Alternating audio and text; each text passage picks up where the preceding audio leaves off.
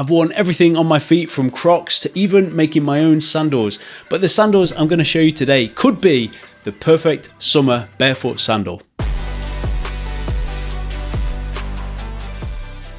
These are a minimal and natural handmade sandal by the San people of the Kalahari Desert. I've been searching for what I consider the perfect barefoot sandal, and these are pretty close. They are the leather Sandal from Vivobarefoot. And every pair of sandals that you buy comes with a beautiful cloth hunting bag. They have a super cute little key ring. They've also got really nice little features like this eggshell detailing on the sandals, and they also come with a booklet of the Sandal story. Vivobarefoot have actually partnered with the San people to honour the age-old tradition of manufacture, and also every pair bought helps support their community. The sandals are actually based on their indigenous design, and it honours that age-old tradition of making sandals which are as minimal as possible and just giving you enough protection that you're not going to get any thorns in your foot, but giving you that minimalist barefoot feeling. Now usually I am a 42 in Vivos.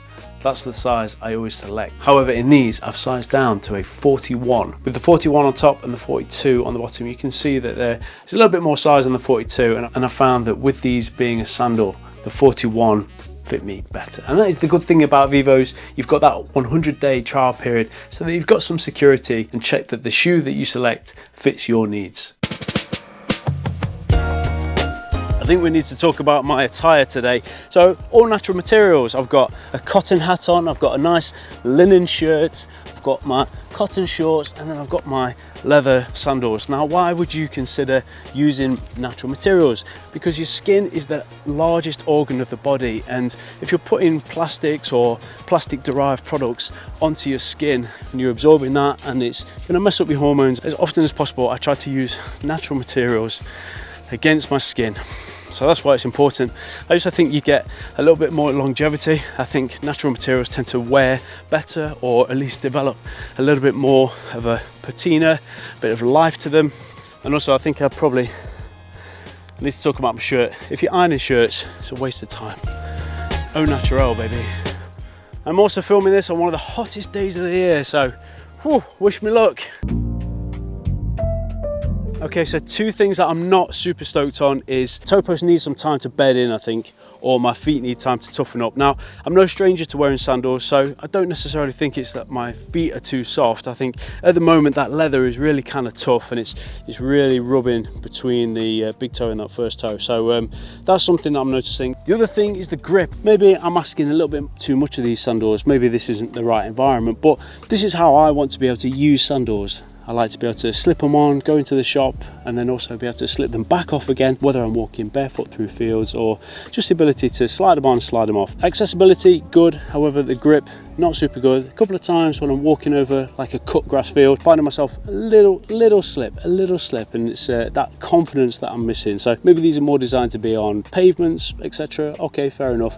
But for me, I would like a little bit more grip. If they do a sandal 3, because these are the two, if they do a sandal 3, I'd like to see a little bit better grip on that. Maybe they could vulcanize, or maybe they could do something that gives you a little bit more tread. But there are two things: toe post and grip, to be improved, Vivo.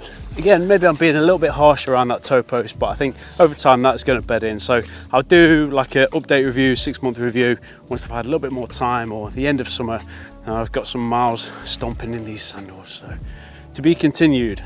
Overall, I really like the way they move. I like the way they feel on my feet, and one of the reasons you'll have this ankle strap is so that you're not having to grip with your toes. It means that you can walk naturally, you can do that little heel to toe rock. I've seen some people online suggest that they need another hole putting into this ankle strap, but I've not personally needed that. We need to talk about the price of these sandals. Now, £150 is not nothing, and do bear in mind that you can grab yourself a discount using the code linked in the description, but £150 does feel like a lot for these products.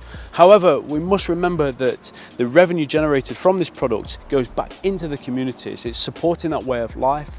The materials used are an African antelope, so the community, the craftsmanship and the material is all sourced locally to where this is made.